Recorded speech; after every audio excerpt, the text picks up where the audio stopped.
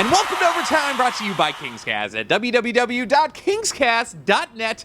I'm Keith Kurtalik. And I, Chris Kalazewski. Here we are after Game 2. Sorry we missed you on Game 1, Kings fans. It's Kings-Coyotes Western Conference Finals. Kalazewski. That's right, Kings fans. We're back after an exciting game here to briefly touch on Game 1, talk about Game 2, talk about the power play, talk about Carter, Quick, Brown, everyone. And we're also going to throw out some interesting facts about the state of Arizona. So here we go. It is episode 160. You read that right. You know you want us. Here, you're going to get us. All right, Kings fans, Western Conference Finals, Kings, Coyotes. What an awesome feeling. 19 years since the last time. Seems like a lifetime ago because it was. It was. Starting off, of all places, in Phoenix, Arizona.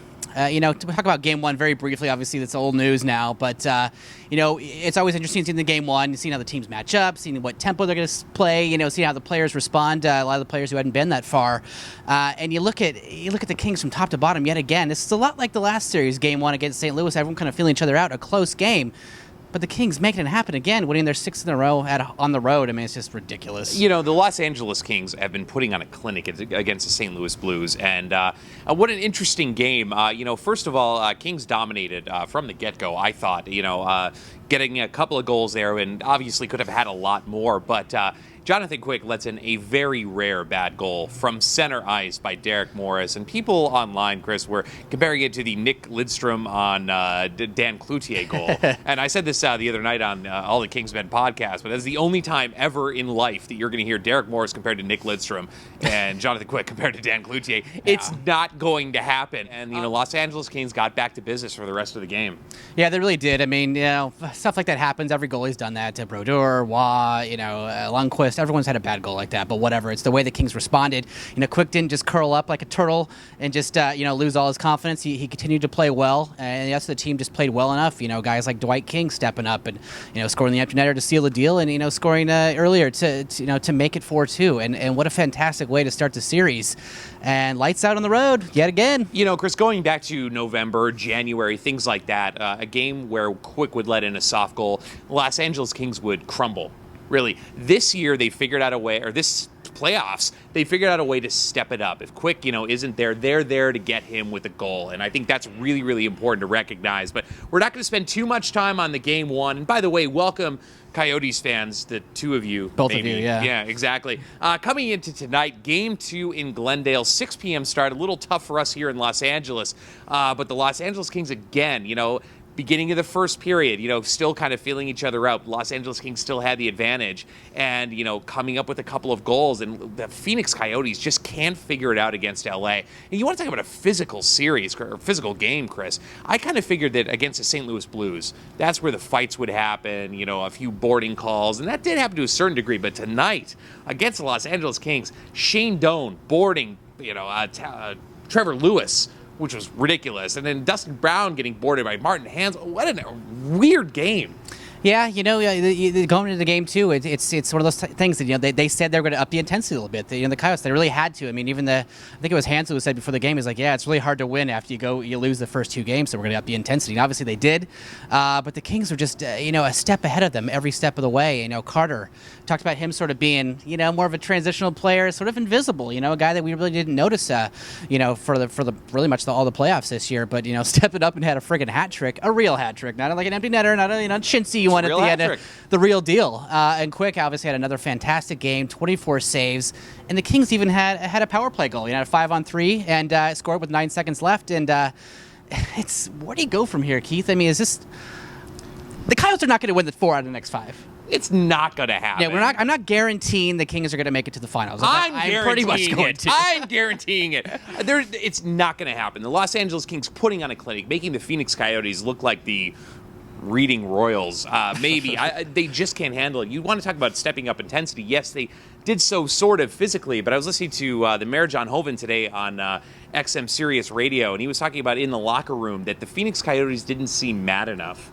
And, they really didn't. I mean, there's just nothing going on there, and they can't match the Los Angeles Kings. Kings finally looking like that elite team that, we thought they would be to start the season. And the other thing I got to talk about, Chris, is that penalty. Mike Smith. on Dustin Brown. I mean, he just took his stick and just whacked him. And Dustin Brown got called for the penalty, which was absolutely crazy. You're looking at this game. There's possibly 3 people that could be suspended. Martin Hansel, Shane Doan, Mike Smith. Mike Smith will not get suspended because there's no way in hell the National Hockey League is going to let Jason LOL Barbara start against the Los Angeles Kings. Yeah. It's not going to happen. But look, I'm calling it. The series is over. Not going to happen. Are we going to sweep? I say probably. Could the Coyotes win one? Maybe. Can they win more than one? Absolutely not. You know, you take a look at the Coyotes roster, and they've been saying this all season long. They're a hard hat team. They're a score by committee team. And, you know, those teams rarely make it to the next level. You know, they've gotten this far, which is great. I think they beat a couple underperforming teams in the playoffs to get there. But you look at their roster, it just doesn't match up at all. You know, I know they're lacking the superstars and everything like that, but there's no one on the Coyotes where, except for maybe Mike Smith, but even, you know, this series so far, it hasn't really scared me. But there's no one on the Coyotes that I'm like, oh no, they have the puck. We have a breakaway. It's not like Daniel Sedin here. We're talking about the Coyotes here, and they're in a world of hurt because you're coming up to a very, very fired up Staples Center coming up in a couple days on Thursday. And I was really pleased with the amount of Kings fans in the crowd who actually made the trip out there to Phoenix to go watch both of these games. I mean, that's amazing. This Kings, you know, these are the real Kings fans, not the bandwagon people who love the Lakers who are like, oh, cool. Kings are getting really far. I'm jumping on. But no, these are the real deal fans. And that's so great to see because the Kings fans and the organization really deserves this. You know, and you got to give the Coyotes credit where credit is due. You know, they got the 3rd seed. They won a couple of rounds. They're in the Western Conference Finals. They're owned by the National Hockey League. Their salary cap is just above probably the salary cap minimum. You know, they don't have a lot to work with. Yeah, they don't have any stars. They can't afford any. You know, but this is kind of where they need to be. And, you know, the Los Angeles Kings, you know, they got a lot of money. Uncle Phil owns a couple of oil fields, things like that. You know, it's of course the Los Angeles Kings are going to win. And I don't know. For me, it's like I don't even want to bother with Game 3 and 4, Chris. We don't even need to do a show. We're going to the Stanley Cup Finals. It's happening. We'll see you when we play the Rangers, probably. All right, Kings fans, so obviously up 2-0 in the series against the Coyotes. We wanted to throw out a nice little segment here. We've been informing people, you know, along the playoffs, along the way, about interesting things about the places where the Kings are starting the series in. And that does not change tonight. We are presenting our top 10 interesting things about the state of Arizona. Number 10, it is illegal to hunt camels. Number 9, the bow tie is the official state neckwear. In Phoenix, you can't walk through a hotel with spurs on. The tallest fountain in the world resides in Fountain Hills, Arizona. Number 6, in Glendale, it is illegal for a car to drive in reverse. Number 5, the city of Phoenix originated in 1866 as a hay camp.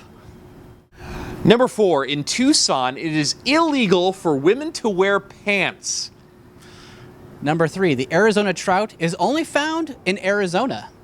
Number 2, it is illegal to manufacture imitation cocaine. And number 1, the greater Phoenix area is home to over 200 golf courses. It's convenient. All right, Kings fans, we'll be right back at you after Game 3 at the Staples Center. Hopefully the Kings are going to stay in a hotel. I really hope so because we have a very good record on the road. Look forward to that. Don't forget, always hit that subscribe button right on the top of there. If you don't subscribe to this show, you get the latest videos. You get the latest from the KingsCast. Follow us on Twitter. Go to the Facebook. Everybody's doing it. Yo mama, yo daddy, yo greasy grandmammy. I'm Keith Kordelik. And I'm Chris Kalazewski. Thanks for watching Overtime. Bye, KingsCast.